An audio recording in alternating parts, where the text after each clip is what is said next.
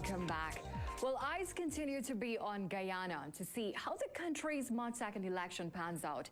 In its ruling this week, the CCJ nullified a recent report submitted by Guyana's Chief Elections Officer, Keith Lowenfield, in which she had dumped over 115,000 votes cast in the March 2nd polls. Now, the CCJ has also ruled that Lowenfield should produce a report directed by Guyana Elections Commission Chairperson Justice Claudette Singh. In delivering the judgment, CCJ President Adrian Saunders said he hoped there would be a return to normalcy in Guyana. Now, People's Progressive Party presidential candidate Irfan Ali and General Secretary Bharat Jagdeo are taking the matter to the CCJ. Ali and Jagdeo were challenging a ruling by Guyana's Court of Appeal in the case filed by the APNU-AFC supporter Aslan David. The results, which constitute data generated from the 2,339 statements of recount, show that the PPC won the March 2nd polls. Now, we're now joined by member of the PPP, Priya Manik-Chan, for an update. Good morning. How are you? Hi, good morning. I'm good. How are you? I hope you're doing well. I am doing well. I always say there's only one mood on a Friday. Yes. And I hope it's the same for you in Guyana. There are a lot that is happening in Guyana. I mean, all eyes are on the country as it pertains to the election. Can you tell us how Guyana ended up in this position? And how do you feel seeing your country in this place?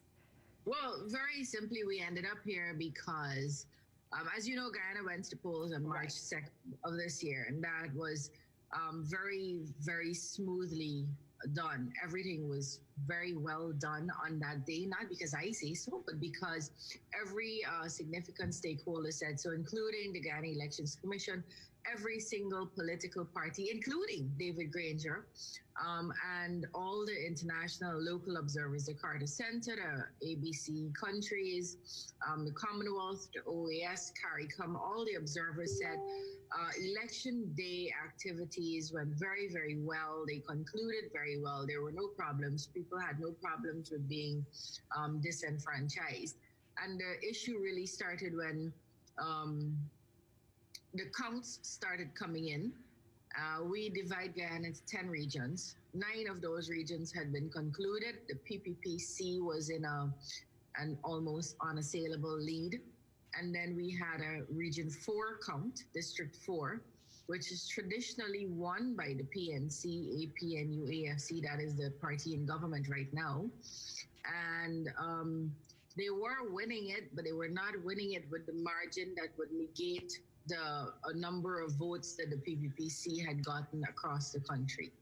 So immediately we started seeing, within a day and a half of the elections, very vulgar and opaque, very open, transparent efforts to rig the elections. In fact, I believe one former Prime Minister, Mr. Bruce Golden, said very clearly he'd never seen such a transparent attempt to alter election results as he has seen in Guyana. In other words, he's never seen people try to rig like that. And, you know, Babita, this happened on literally live TV, where video cameras were rolling. It happened with Facebook cameras going live. It happened literally in a glass room. The room was enclosed by glass. It happened in front of the entire media corps. It was a shameful, shameless, shocking attempt in 2020 to do to Guyana what had been done to Guyana in the 1980s. Rig an election, steal from the people of this country their will to... And you know, an election is a prime demonstration of a citizen's democratic right. And to see what is happening in Guyana, how do you feel about that? It is, to ask me how I feel is, you get a range of feelings. I am angry that people could, in your very presence, in your very face, snatch from you what is inherently yours, which is, like you said, elections are really only about one thing. Political parties make it about political parties, but elections are really about giving to the people, to every single person, ordinary people of the country, a chance to speak through their ballots about what they'd like to see their life look like. And to see that stolen or an attempt to steal that is very angering. It's also very sobering because it reminds us that we have what we thought was a history in Guyana that was behind us, that was something we could discuss, maybe even semi-fondly with our grandchildren. And we realize that it's not. It's something that is very present with us because we have the same political party which has a DNA, which has an ideological belief that they are entitled to power. And if the people of Guyana do not give them that power through the ballot, then they're entitled to take that power, steal that power, bully their way into getting that power. And that is a sobering thought because we still have a lot of work to do as far as it relates to having that political party understand what elections mean, and particularly that the people of 2020 in Guyana and encouragingly across the world will simply not allow an election to be rigged in this part of the world in this year. Now, I know at this stage it may be a little bit difficult to say because of all that is happening, but what are the next steps for you all? It's not difficult at all. What has happened is the Caribbean Court of Justice gave a judgment with such clarity that it would be difficult not to understand it. They said a few things. They said the elections in Guyana were run off very smoothly. They said that the GCOM chairperson, nor commission, nor a collection of them, nor the chief election officer, nobody has any ability, right, mandate, jurisdiction to alter the number of votes. That we went through a recount process. So it wasn't only just the election night count, we also went through a recount process where... But while all of this, I'm sorry to cut you off, but while all of this is happening, are you all making plans for, how are you going to uplift Guyana in the coming months when all of this is over? Because there's life after all of this. There is life after all of this, but we have to get through this period, and that is not... While it seems like a certainty, because that is the only thing that makes sense to people who live in a democratic world where you live, it is still a very big struggle here. So frankly, where we are right now is waiting for today, the chief election officer is to submit to GCOM today a report that shows an accurate count. You spoke in your introduction of the 115,000 votes that he's attempting to throw away.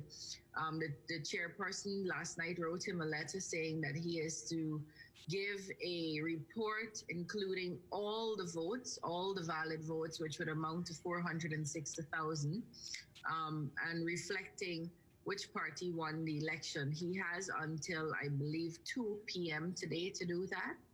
I don't remember if it's 2 p.m. Let me just check to make sure. Yes, he has until 2 p.m. today to submit that report. Once he does that, then we have a declaration that will be made possibly within the course of the day and a swearing in of Dr. Mohammed Irfan Ali by tomorrow. If he does not do that, then we have other questions that we have to answer and other avenues to pursue.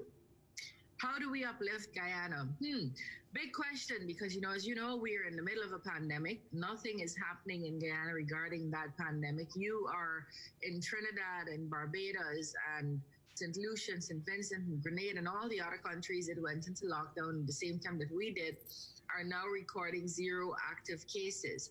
We had 3 deaths in the last week. We are recording not only new active cases by the scores, but we're actually still recording deaths. And the reason for that is because instead of a government focusing its efforts on fighting this pandemic, offering subsidies to the people who have to stay in lockdown, offering sanitization equipment and so on. We have a government trying to stay in power in defiance of the will of the people.